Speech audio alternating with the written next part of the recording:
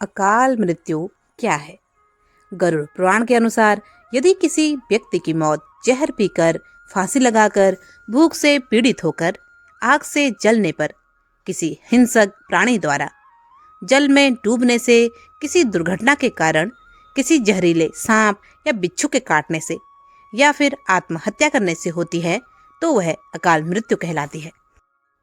अकाल मृत्यु वह स्थिति है जब शरीर नष्ट हो जाता है लेकिन आत्मा संसार में ही बनी रह जाती है।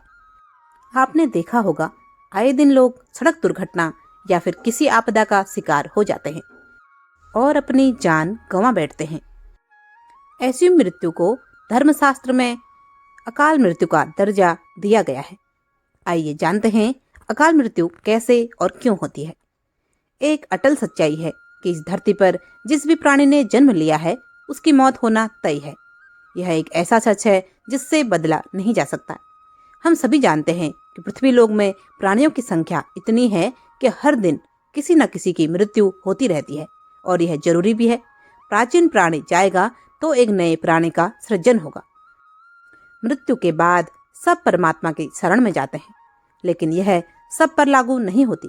सीधी सी बात है कि हर प्राणी को मोक्ष प्राप्त नहीं होता। इसमें से कुछ ऐसे भी होते हैं जिनकी आत्मा सदियों तक पृथ्वी लोक में ही भटकती रहती है और इसका कारण है उनकी अकाल मृत्यु होना, यानी भगवान का दिया हुआ जीवन पूरा ना जीना। अकाल मृत्यु कैसे होती है? हमारे वेदों में मनुष्य की उम्र 100 साल निर्धारित की गई है, तो अकाल मृत्यु क्यों होती है? इन 100 साल की निर्धारित उम्र में दुष्कर्म को नहीं मिलाया गया है। मतलब इंसान की मृत्यु तभी होती है जब उसके पास धर्म कार्यों के लिए शक्ति नहीं होती या फिर उसका शरीर उसे धर्म कार्य करने की इजाजत नहीं देता, अर्थात वह धार्मिक कार्य करने के लायक नहीं रहता। इससे अलग जब कोई व्यक्ति अपनी इच्छा से धार्मिक कार्यों को त्याग देता है तो पृथ्वी पर उसके जीवन की अवधि कम हो जाती है। यानी इंसान की उम्र भले ही 100 साल हो, लेकिन अपने कर्मों के कारण वह अपनी उम्र को खुद ही कम कर देता है, जिस कारण व्यक्ति की अकाल मृत्यु हो जाती है। अब जानिए अकाल मृत्यु के बाद आत्मा का क्या होता है। भगवान श्री हरि विष्णु जी गरुड़ पुराण के माध्यम से यह बताते हैं कि मनुष्य के जीवन के 7 चक्र निश्चित होते हैं। जो मनुष्य इस चक्र को पूरा नहीं कर पाते वे मनुष्य अकाल मृत्यु को प्राप्त हो जाते हैं। अचानक ही मृत्यु होने की वजह से मनुष्य की मोह माया, इच्छा और तृष्णा बनी रहती है जो कभी पूरी नहीं हो पाती। ऐसे में शरीर तो नष्ट हो जाता है, लेकिन अकाल मृत्यु प्राप्त होने वाली आत्माएं धरती पर अपने परिजनों और जीवित लोगों को कष्ट पहुंचाती रहती हैं और अपनी तृष्णा पूरी करने की कोशिश करती हैं। गरुड़ पुराण के अनुसार प्राकृतिक मौत से मरने वाले मनुष्य को 41 दिन में दूसरा शरीर प्राप्त हो जाता है। इसके विपरीत अकाल मृत्यु को प्राप्त व्यक्ति भूत, पिशाच, कुष्मांडा, ब्रह्म राक्षस, बेताल और छत्रपाल योनि में भटकता रहता है। उनकी आत्मा को जल्दी से शांति नहीं मिलती। गरुड़ पुराण के अनुसार अकाल मृत्यु में आत्महत्या को सबसे निकृष्ट माना जाता है। आत्महत्या को हमारे हिंदू धर्म के अनुसार सबसे घिनौना कृत्य बताया गया है। भगवान श्री विष्णु जी ने गरुड़ पुराण में आत्महत्या को ईश्वर का निरादर करना और अपमान करना कहा है।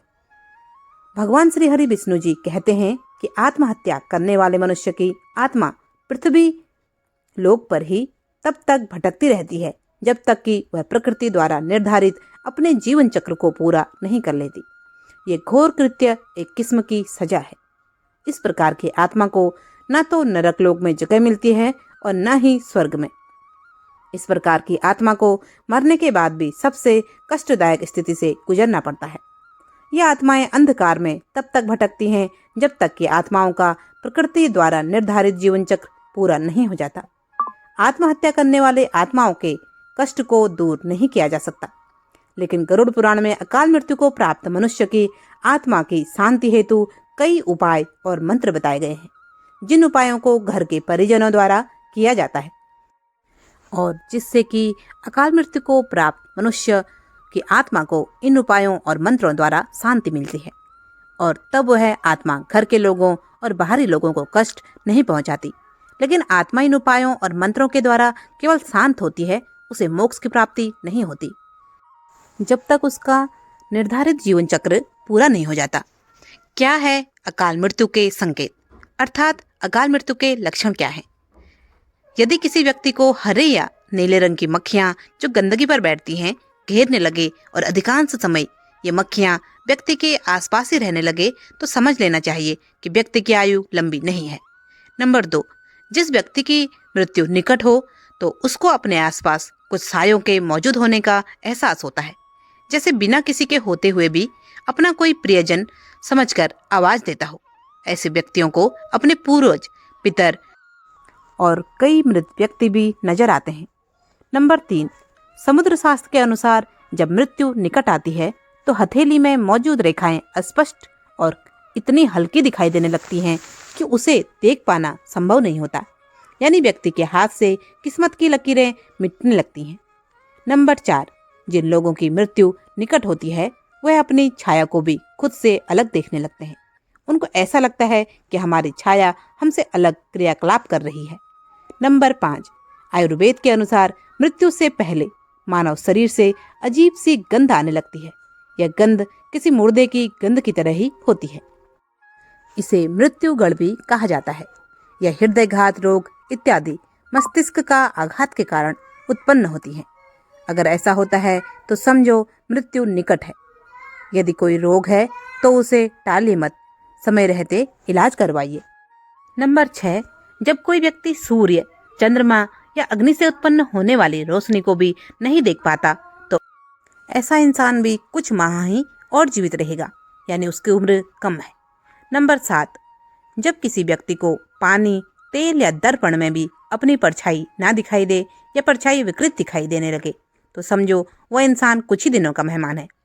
नंबर 8, जब कोई व्यक्ति नशा रोग, अत्यधिक चिंता या अत्यधिक कार्य करता है तो उसके भीतर की सभी नाड़ियां आदि कमजोर हो जाती हैं। ऐसे व्यक्ति की आंखों के सामने उठते बैठते या किसी भी समय बार बार अंधेरा छा जाता है। ऐसे व्यक्ति की भी मौत नजदीक होती है। अकाल मृत्यु से मुक्ति पाने के लिए धार्मिक और आध्यात्मिक ग्रंथों में कुछ उपाय बताए गए हैं। ये उपाय मानसिक शांति, आत्मबल और सकारात्मक ऊर्जा बढ़ाने में सहायक होते हैं। भगवत गीता का पाठ करने से भी मोक्ष की प्राप्ति होती है। महामृत्युंजय मंत्र, यह मंत्र भगवान शिव का आवाहन करता है और इसे अकाल मृत्यु और जीवन की समस्याओं से मुक्ति दिलाने वाला मंत्र माना जाता है। यह मंत्र कुछ इस प्रकार है। ओम त्र्यंबकं यजामहे सुगंधिं पुष्टिवर्धनम् उर्वारुकमिव बन्धनान् मृत्योर्मोक्षीयमामृतात्। प्रतिदिन 108 बार इस मंत्र का जाप करें। नंबर 2, हनुमान जी की उपासना। मंगलवार और शनिवार को हनुमान जी के मंदिर जाकर उनकी पूजा करें। हनुमान चालीसा और सुंदरकांड का पाठ अकाल मृत्यु के भय से रक्षा करता है। नंबर 3, भगवत गीता और रामायण का पाठ। जीवन में धर्म और सत्कर्म का पालन करें। श्रीमद् भगवत गीता के श्लोक और रामायण के अरण्य कांड का पाठ संकट से रक्षा करता है। नंबर 4, रुद्राभिषेक। भगवान शिव का रुद्राभिषेक कराएं। यह कर्म अकाल मृत्यु और दोषों से मुक्ति दिलाने में सहायक माना जाता है। नंबर 5, सत्कर्म और दान पुण्य, गो सेवा, गरीबों को अन्न और वस्त्र दान करें। किसी की मदद करना और सत्य मार्ग पर चलना बुरे कर्मों से रक्षा करता है। प्रतिदिन गायत्री मंत्र का जाप करें। यह मंत्र जीवन में सकारात्मक ऊर्जा लाता है। स्नान और पवित्रता। गंगा जल का उपयोग करें। नियमित रूप से पवित्र जल का छिड़काव घर में करें। इन उपायों के साथ जीवन में संयम, सदाचार और सत्कर्मों का पालन करें। इससे मानसिक शांति, आत्मविश्वास और नकारात्मक ऊर्जा से मुक्ति मिलती है। आज की ये जानकारी यदि पसंद आई हो तो कृपया वीडियो को एक लाइक और चैनल को सब्सक्राइब अवश्य करें। आप दुनिया के कौन से कोने से यह वीडियो देख रहे हैं कृपया कमेंट बॉक्स में जरूर बताएं। पिछला धन्यवाद जाता है राजेंद्र कौर जी MP से, संतोष सहगल जी देहरादून उत्तराखंड से, रमेश दावे जी गुजरात से। आपके प्यारे प्यारे कमेंट्स हमेशा मेरी वीडियो में आते हैं, उसके लिए आपका दिल से धन्यवाद। वीडियो में अंत तक बने रहने के लिए आपका बहुत बहुत धन्यवाद। जय जय श्री राम।